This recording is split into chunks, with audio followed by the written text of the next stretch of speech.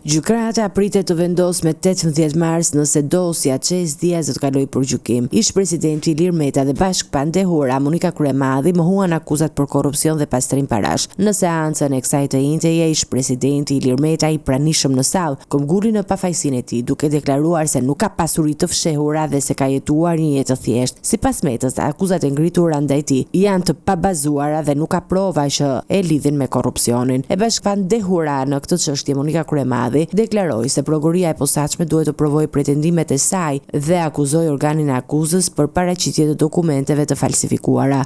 Të dy akuzohen për 3 çështje kryesore: korrupsion dhe pastrim parash përmes dosjes Qes Diaz, mosdeklarim pasurie dhe shpenzim për lobim, si dhe mosdeklarim i disa faturave mjekësore për periudhën 2013-2019. Prokurori Sotir Llapi pretendon se Meta gjatë kohës si ministër i energjetikës ka shkelur ligjin duke lejuar që shlyerja e borxheve të Qes të bëhej nga shoqëria Dia, e cila nuk përmbushte kriteret ligjore. Gjykata do të vendosë me 18 mars nëse çështja do të kalojë për gjykim, duke vendosur fatin e ish presidentit dhe bashkëpandehurës në këtë dosje të rëndësishme për opinionin publik dhe për luftën kundër korrupsionit në nivelet më të larta.